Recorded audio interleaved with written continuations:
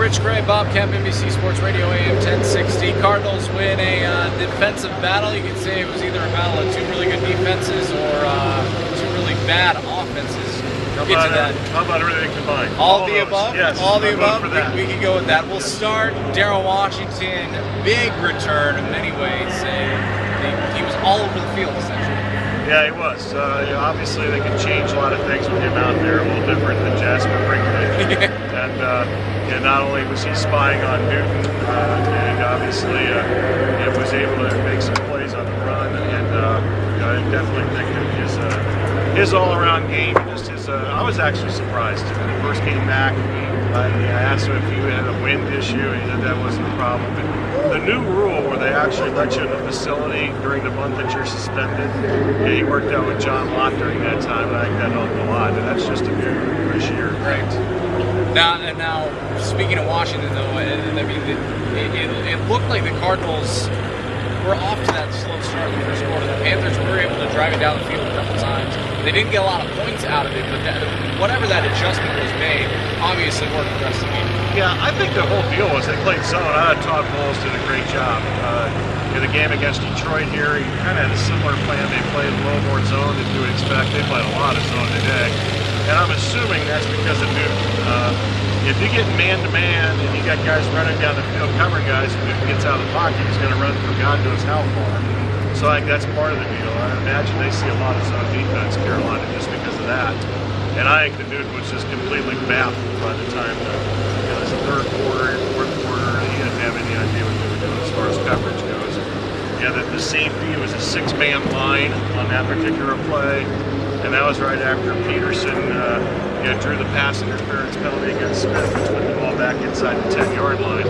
So those plays all kind of accumulated. And Campbell had a great day. I think he's really played well anyway, but hasn't had some numbers maybe that other guys have. But he got the numbers today, and Dansby got a couple of sacks and played well in pass defense also.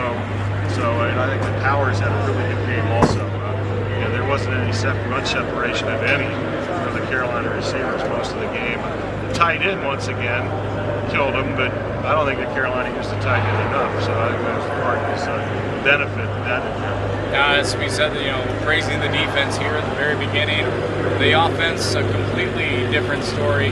Carson Palmer, 3 interceptions, a couple of bad throws once again, and they can move the ball, but it seems once they cross that 50, it's a completely different offense. Yeah, it's becoming an issue. I mean, really the two tackles today, that wasn't the biggest problem as far as the blocking. I thought they held up okay against two really good defensive ends. Almost all the bad plays were because the guards are in the center, Sedline and College and Benica, those are the guys that are getting blown up. So I don't know what to think. The tackles I thought held their own, which I guess is good. But they went to a lot of shorter, quicker passes in the second half, and Ellington obviously played a big role. They moved him around a lot. Mendenhall had actually some of his better runs of the season. He didn't seem to be trying to hit a home run every play, and just kind of accepted a 4 or 5 yard gain if it was there. So I think that helped a lot too. But Palmer threw some bad picks that you don't expect out of rookie quarterbacks, let alone a veteran. And I think it's 9 and 5, I believe. Now 9 interceptions, 5 touchdowns, and the one was kind of a gimme there at the end after they were up by 2 scores. So that was the 1 touchdown. So I think that's a concern. I asked Larry Fitzgerald after the game if he's surprised they've had problems this much difficulty with the offense, and he kind of refused to answer my question. So he didn't want to answer it. So I guess that was a good question, which means he's surprised. Yeah, that must be. Didn't want to say it, but he did say it by not saying it. Despite all that, though, Cardinals 3-2 headed into 2 very important games. You got San Francisco and Seattle over the week. In 4 days' time, also the next 4 games are against teams that made the playoffs last year. So we were talking about that schedule. Their stretch of the schedule, the second the schedule came out, in fact, and so they had to be. This is sounds nuts, I know, and I said the same thing in week 2. I thought that was a must-win here against the Lions. They can't be losing to Carolina here with those 4 games upcoming now. So, and I think 6 of the next 7 are, if I'm not mistaken, against playoff teams from last year. So they need to win this game. Cardinals 3-2. Sun Devils also 3-2 after. 2-2-1. What would you call last night's game? Wow. Disappointing being too behind. Yeah. Just unbelievably disappointing. There you go. 2 words. Yeah. I was duped into this. I'm kicking myself every moment for it. I bought the salesman hype, and unfortunately, Todd Graham's a better salesman than he is a football coach. And we've seen a season and a half. In almost every game they've lost, you could point at some dumb things they've done, either play calling, clock management. The same things seem to happen to them frequently.